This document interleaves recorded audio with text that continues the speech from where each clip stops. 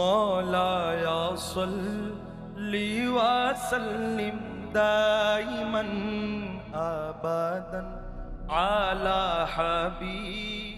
السلام عليكم ورحمة الله تعالى وبركاته.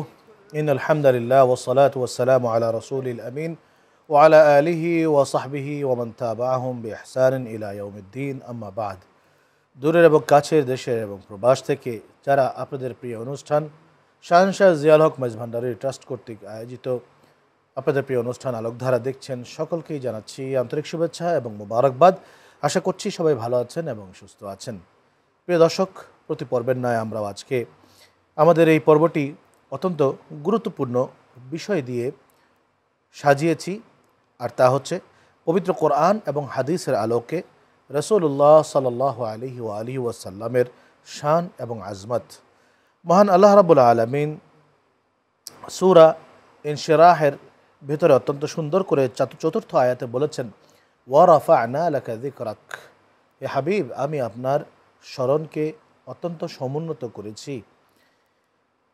আল্লাহ রাব্বুল আলামিন তার প্যারা হাবিব হুজুর মুস্তাফা সাল্লাল্লাহু আলাইহি ওয়াসাল্লামকে শুধুমাত্র দুনিয়ার জমিনে যে ইজ্জত দার করেছেন তা নয়, বরং সাইরুল মখলুকাত, সমস্ত সৃষ্টি জগতের ভিতরে প্যারা নবীজি সাল্লাল্লাহু আলাইহি সাল্লাম হচ্ছেন সম্মানিত মহান আল্লাহ রাব্বুল আলামিনের পক্ষ থেকে। তাই আজকে এই বিষয়ের উপরে আলোচনা করার জন্য আমাদের স্টুডিওতে আমন্ত্রিত অতিথি হিসেবে আজকে রয়েছেন চট্টগ্রাম বোয়ালখালী গোমদণ্ডী দরবার শরীফের সম্মানিত সজ্জাদা নশীন সৈয়দ আহমদুল হক। আসসালামু আলাইকুম রহমতুল্লাহি তাআলা ওয়া বারাকাতুহু। ওয়ালাইকুম আসসালাম ওয়া রাহমাতুল্লাহি তাআলা ওয়া বারাকাতুহু।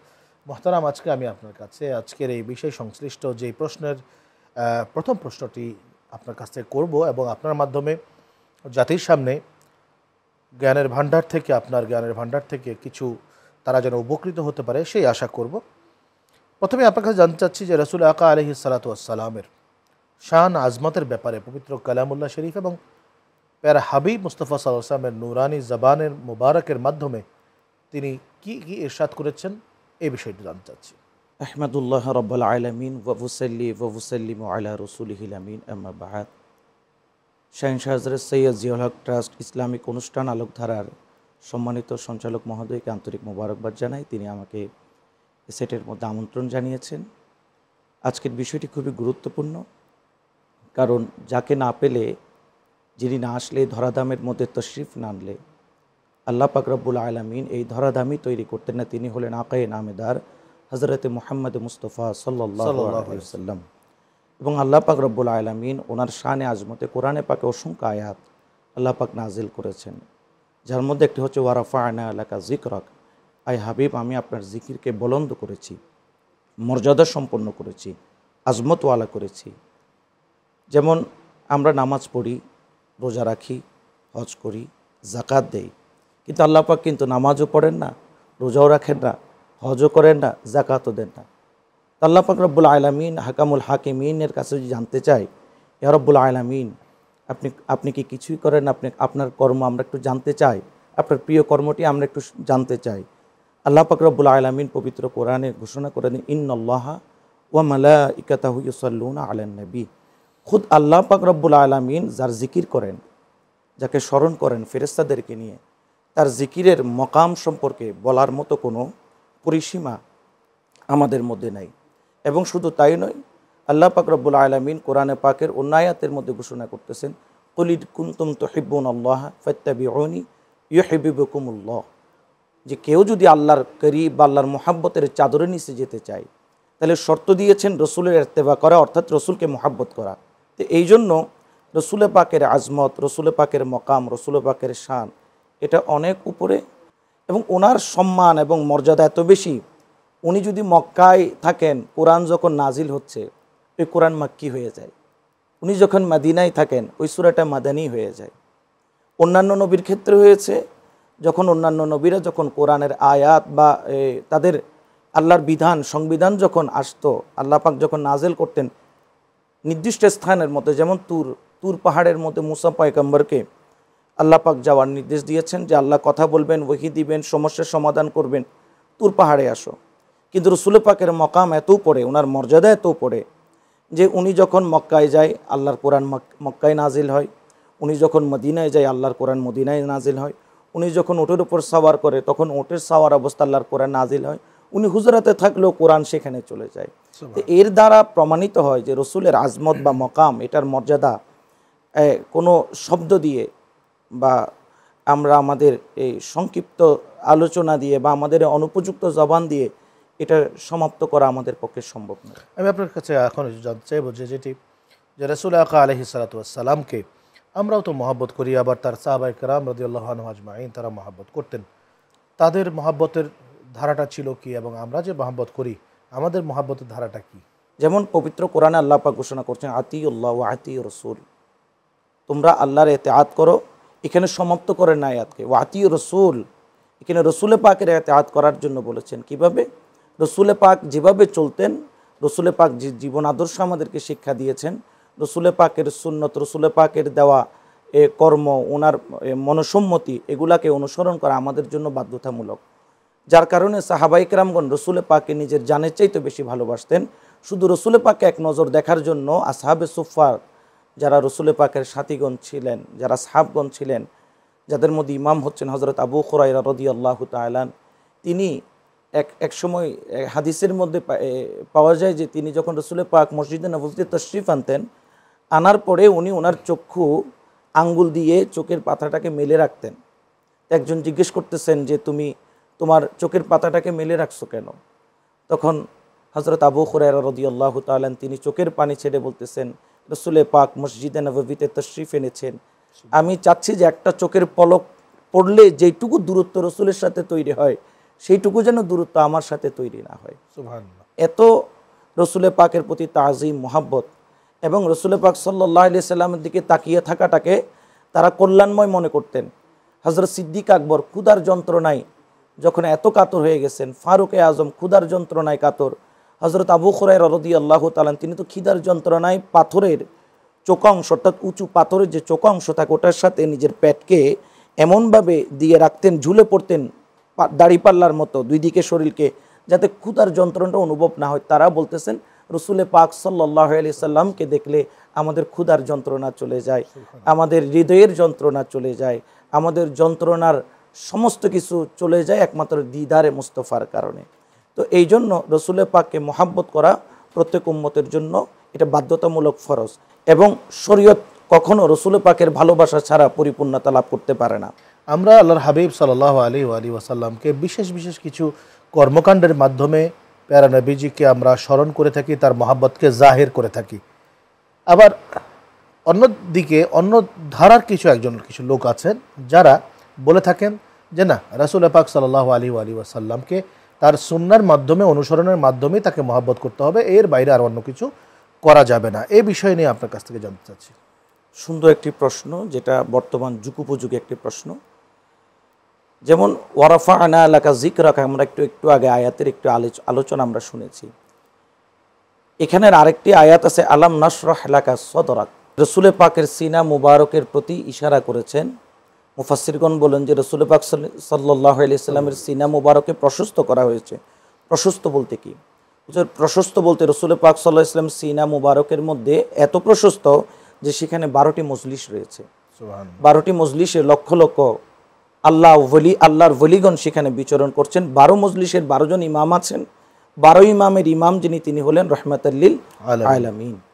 তাইলে রসুল পাক সাল্লাল্লাহু আলাইহি সাল্লামের স্মরণের মধ্যে মজলিস সিনা মুবারকের মধ্যে চলতেছে।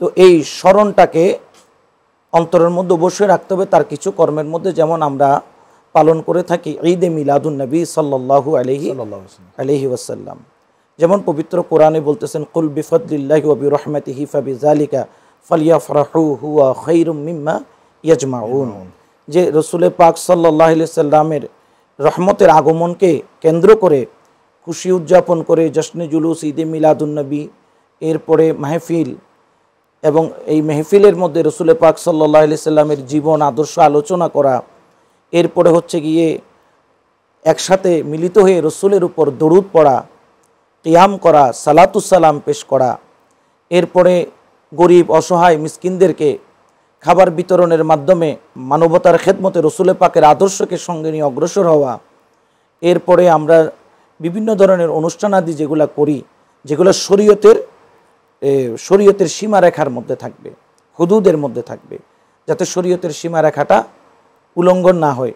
তো এইগুলা অনুষ্ঠানগুলোর মাধ্যমে আমরা যেগুলো বিভিন্ন নাম রয়েছে, যেমন উরসুন নবী সাল্লাল্লাহু আলাইহি সাল্লাম, ঈদে মিলাদুন নবী সাল্লাল্লাহু আলাইহি সাল্লাম, মৌলুদুন নবী সাল্লাল্লাহু আলাইহি সাল্লাম, জিক্রে মুস্তাফা সাল্লাল্লাহু আলাইহি সাল্লাম, এরকম অনেক নাম পাওয়া যায় যেগুলি ইসলামী শরীয়তের বাইরের কোনো কর্ম নয়। আমরা এটা করে থাকি যেটা হচ্ছে যে জুলুস, জি, জশ্নে জুলুস, যেটা আমরা করে থাকি রাসূল পাক সাল্লাল্লাহু আলাইহি ওয়াসাল্লামের শুভাগমনের দিনকে। এই জুলুসটাও কিন্তু অনেকে মনে করেন যে এই জিনিসটা আমরা অতিরিক্ত বাড়াবাড়ি করি, আসলে এটা অতিরিক্ত বাড়াবাড়ি নয়। যারা জুলুসটাকে পছন্দ করেন না, জি, তারা এটিকে বিভিন্ন অন্যান্য ধর্মের যে সমাবেশ হয়, র্যালি হয়, সেগুলোর সাথে তারা তুলনা করে থাকেন। মাআযাল্লাহ, এই ধরনের আলোচনা মুখে আনা যাবে না। কারণ এই কারণে আমি বলি, জুলুসটা সম্পর্কে যদি এইভাবে বলতে চাই, রাসূল পাক সাল্লাল্লাহু আলাইহি সাল্লাম যখন মক্কা থেকে মদিনায় হিজরত করলেন, সাহাবায়ে কিরামগণ মদিনার সীমারেখার মধ্যে রাসূল পাক সাল্লাল্লাহু আলাইহি সাল্লামের জন্য অপেক্ষা করছিলেন।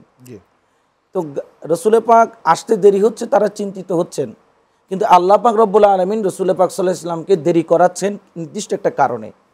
কারণটা কি? যখন দয়াল নবী যখন মদিনার নিকটবর্তী হলেন, সাহাবায়ে কিরামগণ রসুলকে নিয়ে জুলুস করেছিলেন। সুবহানাল্লাহ।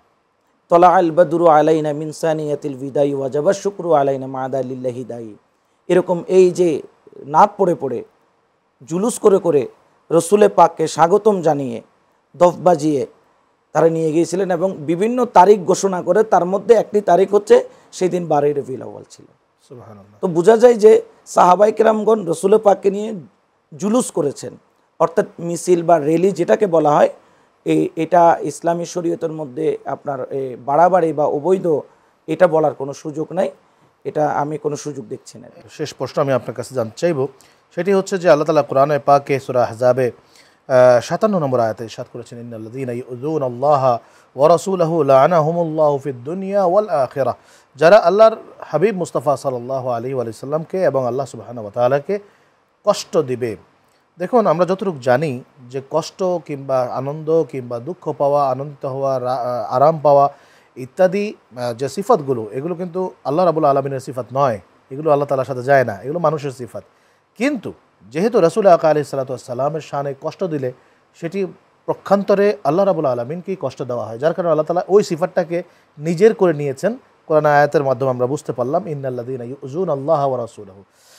এখানে রাসূল সাল্লাল্লাহু আলাইহি ওয়াসাল্লামকে একজন বিধর্মী তো দূরের কথা, একজন মুসলমানের পক্ষ থেকে কি করে, কি কর্মের মাধ্যমে, কি কারণে আল্লাহ রাসূল সাল্লাল্লাহু আলাইহি ওয়াসাল্লাম তার পক্ষ থেকে কষ্ট পেতে পারেন, এই বিষয়ে উম্মতকে আপনি সাবধান করতে পারেন। ইসলামের যে বুনিয়াদগুলো আছে, ঈমান, নামাজ, রোজা, হজ, যাকাত, এগুলাকে আঁকড়ে ধরতে হবে, পাশাপাশি রসুল পাকের মহব্বত অন্তরের মধ্যে রাখতে হবে, এবং এর সাথে সাথে আমাদেরকে মাথার তালু থেকে পায়ের তালু পর্যন্ত রসুলের সুন্নতের অনুসরণ করতে হবে। যেমন ধরেন, অনেকে আবার রসুলের সুন্নতের অনুসরণ করেন কিন্তু তার মিথ্যা বলার একটা অভ্যাস আছে, এগুলো পরিত্যাগ করতে হবে। তাকে সৎ কাজের আদেশ দেওয়ার মতো যোগ্যতা তার মধ্যে থাকতে হবে, রাখতে হবে। এবং সবচেয়ে বড় বিষয় হলো রসুলের পাক সাল্লাল্লাহু আলাইহি ওয়াসাল্লামের উসওয়াতুন হাসানা, উত্তম আদর্শগুলা নিজের মধ্যে ধারণ করতে হবে। অতীতেও রসুল পাক সাল্লাল্লাহু আলাইহি ওয়াসাল্লামকে কষ্ট দিয়েছেন অনেক ব্যক্তিবর্গ ছিলেন, বর্তমানেও আছে। আমরা জানি রসুল পাককে কষ্ট দেওয়ার পর আবু লাহাবের কি হয়েছিল, আবু জাহেলের সন্তানকে কিভাবে নেকড়ে ছিঁড়ে ছিঁড়ে তাকে ক্ষতবিক্ষত করেছিল, কিন্তু তার এক টুকরা মাংস ওই বাঘ কিন্তু খায় নাই, এক টুকরা মাংস মুখে নেয় নাই। কেন নেয় নাই? কারণ যে জবান দিয়ে রসুল পাকের শানে আজমতের উপর আঘাত করা হয়, এবং যে হাত দিয়ে রসুল পাকের বিরুদ্ধে যে হাতকে ব্যবহার করা হয়, তার এক ফোঁটা রক্ত খাওয়া ওই নেকড়ে তার জন্য হারাম করে নিয়েছেন, কিন্তু তাকে ছাড়েন নাই। রসুলের বদদোয়া সঙ্গে সঙ্গে আল্লাহর লানত তার উপর আসতে দেরি হয়নি। এই জন্য আমরা যদি আমাদের জীবনটাকে সুন্দর করতে চাই, রসুল পাকের সুন্নতের কোনো বিকল্প নাই। এছাড়াও আরেকটা বিষয় আছে, যেটা হচ্ছে যে আমাদের সমাজে অনেকে জবানের মাধ্যমে আল্লাহর হাবিব সাল্লাল্লাহু আলাইহি ওয়াসাল্লামকে কষ্ট দিয়ে থাকেন। তা হচ্ছে তারা বলেন রাসূলকে নিজের কাতারে পর্যায়ে নিয়ে আসেন, রাসূলকে মাটির মানুষ বলে থাকেন, রাসূলকে সাধারণ মানুষ বলে থাকেন, রাসূলের শাফাআতকে অস্বীকার করেন, এরকম বিভিন্ন এগুলো তো নিশ্চয়ই আল্লাহ পাক রব্বুল আলামিন নিশ্চয়ই আই হাবিব, আমি আপনাকে প্রেরণ করেছি, আমি আল্লাহর পক্ষ থেকে নূর, আলোকবর্তিকা স্বরূপ। নূর বমানা বিভিন্ন তফসির খুলেন, তফসিরে জালালাইন খুলেন, ইবনে আব্বাস খুলেন, আরও অনেক তফসিরের কিতাব যখন খুলবেন, তফসিরে কবির খুলেন, সবগুলাতে বলতেছে নূরে মুহাম্মদী সাল্লাল্লাহু আলাইহি সাল্লাম, রসুল পাকের নূরকে ইন্ডিকেট করা হয়েছে। এখানে রসুল পাক সাল্লাল্লাহু আলাইহি সাল্লামের যদি যেটা আল্লাহ বলেছেন তার বিপরীত যদি কেউ বলতে যায়, এটা রসুল পাক সাল্লাল্লাহু আলাইহি সাল্লামের শানে আজমতের উপর আঘাত আসবে, সেক্ষেত্রে রাসূল সাল্লাল্লাহু আলাইহি ওয়াসাল্লামকে কষ্ট দেওয়া শামিল হয়ে যাবে। আসলে এবার আমরা একটু আপনার কাছ থেকে তাসাউফের বিষয়ে জানি। মাওলায়া সাল্লি ওয়া সাল্লিম দাইমান। তাসাউফের কিছু পরিভাষা রয়েছে, তার ভেতরে সায়ের এবং সুলুক। সায়ের এবং সুলুক এই দুটো বিষয় তাসাউফের ঐশী যে প্রেম রয়েছে, আধ্যাত্মিকতা রয়েছে, এটির একটি স্তর যতটুকু আমরা জানি। তো সায়ের এবং সুলুক সম্পর্কে আমাদেরকে কিছু বলবেন। মাওলায়া সাল্লি ওয়া সাল্লিম দাইমান। সায়ের এবং সুলুক এটার অর্থ হলো আধ্যাত্মিক অভিযাত্রা ও পথ চলা। আল্লাহ পাক রব্বুল আলামিন পবিত্র কোরআনে ঘোষণা করেন, ওয়াল্লাযীনা জাহাদু ফিনা লানাহদিয়ান্নাহুম সুবুলানা। অর্থাৎ রব্বুল আলামিন বলেন, যেই ব্যক্তি আল্লাহকে পাওয়ার জন্য নিজের মধ্যে প্রচেষ্টা করে, অর্থাৎ ফিনা অর্থাৎ নিজের ভিতরে বলতে প্রচেষ্টা বলতে এটা একটা জিহাদ, যেটাকে রসুল পাক সাল্লাল্লাহু আলাইহি সাল্লাম জিহাদে আকবর বলেছেন। অর্থাৎ নফসের বিরুদ্ধে জিহাদ করা, নফসের বিপরীত গিয়ে নিজেকে আল্লাহর রাস্তায় অটল রাখা, এটার জন্য রব্বুল আলামিন আহকামুল হাকিমিন ঘোষণা করতেছেন, আমি তার জন্য অনেক রাস্তা খুলে দেই সে যদি আমার দিকে অগ্রসর হতে চায়। এবং আল্লাহ পাক রব্বুল আলামিন পবিত্র কোরআনের আরও অনেক আয়াত আছে যেগুলোর মাধ্যমে সাবেত হয় যে তরিকত বা আধ্যাত্মিকতার মাধ্যমে আল্লাহ পর্যন্ত পৌঁছা সেটা সম্ভব, যার মাধ্যমে যেটা পৌঁছার জন্য এক নম্বর হচ্ছে আপনাকে পরিশুদ্ধ হতে হবে, সেটা হচ্ছে তওবার মাধ্যমে। এক নম্বর হচ্ছে তওবা। আপনি যদি এই আপনার সুলুকের মধ্যে আপনি যদি চলতে চান, আপনাকে আগে তওবার মাধ্যমে নিজেকে পরিশুদ্ধতা নিয়ে আসতে হবে। ওয়াতুবু ইলাল্লাহি জামিআ, আল্লাহ পাক কোরআনের আয়াতে বলছেন যে তোমরা একত্রিত হয়ে আমি আল্লাহর কাছে তওবা করো, কারণ আল্লাহ তওবাকারীকে পছন্দ করেন, মহাব্বত করেন। যেমন পবিত্র কোরআনে পাক আল্লাহ পাক রব্বুল আলামিন ঘোষণা করছেন, আওয়ামান কানা মাইতান ফাআহইয়াইনাহু ওয়া জাআলনা লাহু নূর ইয়ামশি বিহি ফিন্নাস। আল্লাহ পাক বলছেন আসলে তুমি ছিলা মরা। এখানে মরা বলতে মানুষকে, জীবিত মানুষকে মরা বলা হয় নাই। এখানে মরা বলার উদ্দেশ্য হচ্ছে আসলে তুমি মরা বলতে তোমার কলবটা মৃত। ফাআহইয়াইনাহু, আমি আল্লাহ তোমার কলবটাকে জীবিত করলাম। ওয়া জাআলনা লাহু নূর, এবং সেই কলবের মধ্যে আমি নূর দান করলাম। ইয়ামশি বিহি ফিন্নাস, তুমি যেখানে যাও এই নূরটি তোমার সঙ্গে সঙ্গে সামনের দিকে পরিচালিত হবে। এই জন্য এই বিষয়ের প্রথম স্টেপ হচ্ছে আপনাকে তওবা করতে হবে। এরপরে হচ্ছে মুশাহাদা, মুরাকাবা, এগুলা আপনাকে প্র্যাকটিস করতে হবে। অর্থাৎ আল্লাহর ধ্যানে নিজেকে মগ্ন রাখা, তর্কে দুনিয়া যেটাকে বলা হয়। যেমন আল্লাহওয়ালারা যেটা করে থাকেন, অনেক সুফিগণ, অনেক সাধকগণ দেখবেন তারা দীর্ঘদিনের জন্য 12 বছর, 14 বছর, 15 বছর, 1 মাস, 2 মাস অথবা 40 দিনের চিল্লার মাধ্যমে তর্কে দুনিয়ার একটি পথ অবলম্বন করে, এটার মাধ্যমে সে অগ্রসর হতে পারে। এরপরে সে চাইলে আরও অনেক বিষয় আছে, যেমন জিকিরের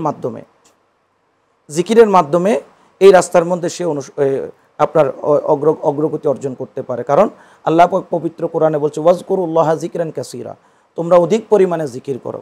তো সুফিগণ বলছেন জিকির বলতে কেমন জিকির? বলছে তোমার একটা নিঃশ্বাসও যাতে আল্লাহর জিকির থেকে খালি না যায়। এখন আমি এক সুফি থেকে জিজ্ঞেস করলাম যে একটা নিঃশ্বাসও কীভাবে খালি যাবে না? বলছে সেটা জবানের নয়, সেটা কলবের সাথে সম্পর্কিত। কলব যদি একবার আল্লাহর জিকিরের দ্বারা সে যদি তার কর্ম শুরু করে দেয়, সে আর কখনো বন্ধ করে না, এবং ওই ব্যক্তি দুনিয়াতে থাকতেও জিন্দা, দুনিয়া থেকে যাওয়ার পরও সে অমর হয়ে থাকে, মানুষের হৃদয়ের মধ্যে সে থেকে যায়। সুবহানাল্লাহ। এরপরে আপনার একটা বিষয় হচ্ছে এই আপনার রাস্তার মধ্যে যদি চলতে হয়, আপনাকে অবশ্যই অন্তরের মধ্যে ইশকে রসুল বা ইশক শব্দটি লাগবে। ইশক বলতে মহাব্বত এক জিনিস, ইশক হচ্ছে আরেক জিনিস। মহাব্বতের মধ্যে একটি চাওয়া পাওয়া থাকে, আমি আপনাকে মহাব্বত করি, আপনার মধ্যে আমার কিছু চাওয়া পাওয়া আছে, আমার মধ্যে আপনার কিছু চাওয়া পাওয়া আছে। কিন্তু ইশক হচ্ছে ব্যতিক্রম বলতে ইশক শব্দটি অর্থাৎ যেখানে নিজের কোনো ইচ্ছা থাকে না, যে মাওলার ইচ্ছাকে নিজের ইচ্ছে হিসেবে আপন করে নেয়, ওই ব্যক্তি ইশকের দরজার মধ্যে চলে যায়। কেমন হয়ে যায়? আবদি ইয়াতাকাররাবু ইলাইয়া বিন্নাওয়াফিল হাত্তা উহিব্বাহু ফাইজ আহবাবতুহু কুনতু সামাহুল্লাযী ইয়াসমাউ বিহি বাসরাহুল্লাযী ইউবসিরু বিহি ইয়াদাইহুল্লাতী ইউবতিশু বিহা রিজলাহুল্লাতী ইয়ামশি বিহা। তখন আল্লাহ পাক রব্বুল আলামিন তার এত করিব, সে বান্দা আল্লাহর এত করিব চলে যায় যে তার কর্ণ, তার জবান, তার হাত, তার পাও আল্লাহর কুদরতি শক্তি দ্বারা শক্তিবান হয়ে যায়। আপনাকে অসংখ্য ধন্যবাদ। আপনি তাসাউফের বিষয়ে এই যে দুটো পরিভাষা রয়েছে এ নিয়ে তাসাউফের গুরুত্বপূর্ণ কিছু আলোচনা আপনার কাছ থেকে জানতে পারলাম। প্রিয় দর্শক, আমরা আমাদের আজকের এই অনুষ্ঠানের বিশেষ সেগমেন্ট সুফি পরিচিতি, সেই সুফি পরিচিতিতে চলে যাচ্ছি। مولاي صل وسلم دائما। সুফি পরিচিতির এই পর্যায়ে আমি আপনার কাছ থেকে যেই সুফি সম্পর্কে জানতে চাইব, তিনি অত্যন্ত সুপরিচিত সুফি হযরতে বেদম ওয়ারসি রহমতুল্লাহ আলাইহি, তার সম্পর্কে আমি আপনার কাছে জানতে চাইব। সুফি জগতের মধ্যে কিছু নাম স্বর্ণাক্ষরে লেখা থাকবে, যাদেরকে কখনো মানুষ মুছে দিতে পারবে না, যার মধ্যে একজন হচ্ছে হজরত বেদম শাহ ওয়ারিসি রহমতুল্লাহ আলাইহি। ওনার নাম কিন্তু বেদম শাহ ওয়ারিস রহমতুল্লাহ আলাইহি, ওনার নাম হচ্ছে গোলাম হোসেন। বেদম শাহ ওয়ারিস রহমতুল্লাহ আলাইহি এটা হচ্ছে গিয়ে ওনার পীরে মুর্শিদ থেকে দেওয়া একটি উপাধি, উনি এটা ভূষিত হয়েছেন। তার তার পিতাও একজন আল্লাহওয়ালা বুজুর্গ ছিলেন, হজরত আনোয়ার শাহ রহমতুল্লাহ আলাইহি ওনার নাম। এবং তিনি আরবি ফার্সি তালিম গ্রহণ করেন সৈয়দ ওয়াহিদ হুসাইন ইটাভি রহমতুল্লাহ আলাইহির কাছ থেকে। আরবি এবং ফার্সির জ্ঞান তিনি অর্জন করেন। তিনি সংস্কৃত ভাষার জ্ঞান অর্জন করেন পণ্ডিত রাম গোলাম থেকে। অর্থাৎ আগের যুগের যারা লেখক বা কবি ছিল তারা কিন্তু এটা অনুশীলন করতেন, বিভিন্ন পণ্ডিতের কাছে গিয়ে, বিভিন্ন ব্যক্তিবর্গের কাছে গিয়ে যারা এটা সম্পর্কে ধারণা রাখেন তার কাছ থেকে তিনি এই জ্ঞানগুলো অর্জন করতেন। তিনি যখন বয়স 16, তার বয়স যখন 16, এই 16 বছর বয়সে তিনি হজরত হাজি ওয়ারিস আলী শাহ রহমতুল্লাহ আলাইহির দরবারে গিয়েছিলেন। যাওয়ার পরে ওই যে নিগাহে ওলি মে ইয়ে তাসিরও দেখি, বদলতি হাজারো কি তকদিরও দেখি, এই যে মানকাবাতটি এখন আমি পড়লাম, এটার ধারা এখানের মধ্যে প্রতীয়মান হয়। এবং উনি আল্লাহর ওলির নজরে যখন পড়লেন, উনি ওই ওলির প্রেমে বিভোর হয়ে গেলেন। কারণ পবিত্র কোরআনে আছে ফাওয়াজাদা আবদাম মিন ইবাদিনা আতাইনাহু রাহমাতাম মিন ইনদিনা ওয়া আল্লামনাহু মিন লাদুন্না ইলমা। চুম্বক যেরকম লোহাকে টানে, আল্লাহওয়ালারা আল্লাহওয়ালার প্রেমিকদেরকে সেই রকম টানে। তিনি 16 বছর বয়সে প্রথম দেখাতেই তিনি তার মহাব্বতে পড়ে যান এবং তার দস্তে মোবারকে বায়াত গ্রহণ করেন। এবং তার দুটি উপাধি রয়েছে বিশেষভাবে মশহুর, একটা হচ্ছে আপনার সিরাজি শুআরা, আরেকটা হচ্ছে লিসানে তরিকত, অর্থাৎ তার লেসান দিয়ে তরিকতের আলোচনাগুলা শেরের মাধ্যমে আসতো। যেমন আই নসিমে কুয়ে মোহাম্মদ, এই কালামটি কিন্তু শুধু বাংলাদেশে নয়, ইন্ডিয়াতে বলেন, পাকিস্তানে বলেন, এশিয়া অঞ্চলে আই নসিমে কুয়ে মোহাম্মদ সাল্লাল্লাহু আলাইহি সাল্লাম যে কালামটি রয়েছে, এই ধরনের অসংখ্য কালাম তিনি রচনা করেছেন। এবং তিনি যার মধ্যে শায়রির মধ্যে তিনি উর্দু নজম লিখেছেন, গজল লিখেছেন, কাতাত লিখেছেন এবং উদাস শায়রি লিখেছেন। এবং তিনি আপনার দুঃখের শায়রি লিখেছেন এবং মহাব্বতের শায়রি লিখেছেন। পাশাপাশি উমেদ কি নাজমাইন, এই ধরনের প্রেমের কবিতা সহ তিনি অসংখ্য তার লেখনীর মধ্যে পাওয়া যায়। এবং তিনি লেখনীর মাধ্যমে একটা কাজ করেছেন, তিনি লেখনীর মাধ্যমে মানুষকে ওইটা জানিয়েছেন মানুষ কিভাবে ফানা ফিল্লার জ্ঞান অর্জন করতে পারে, মানুষ কিভাবে বাকাইয়তের দিকে অগ্রসর হতে পারে। এবং তিনি তার লেখনীর মাধ্যমে বা তার কবিতার মাধ্যমে, তার গজলের মাধ্যমে এখনও মানুষের হৃদয় জায়গা করে নিয়েছেন। তার লেখনী বা তার গজল এখনও বর্তমানে বড় বড় শায়েরগণ, বড় বড় স্টেজের মধ্যে নামি দামি শায়েরগণ এখনও পরিবেশন করেন। তিনি 1936 সালে 24শে নভেম্বর হুসাইননগরে লখনৌতে ইন্তেকাল করেন। এবং তিনি তার মুর্শিদের অতি নিকট একটি স্থানের মধ্যে, তার মুর্শিদ কেবলার দরবারের অতি নিকটতম একটি স্থানের মধ্যে তাকে দাফন করা হয়।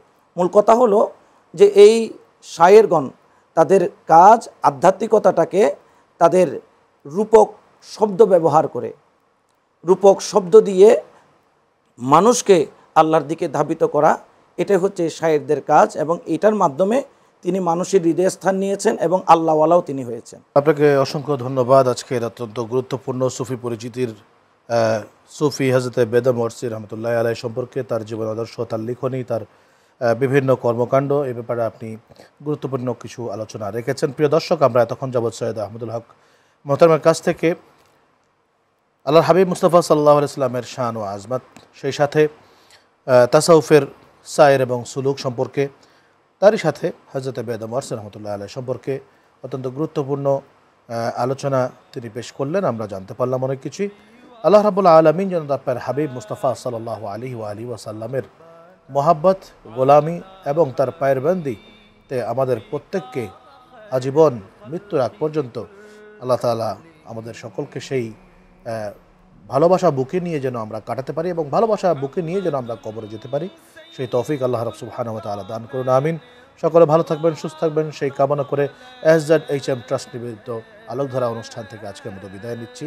আসসালামু আলাইকুম ওয়া রাহমাতুল্লাহি ওয়া বারাকাতুহু।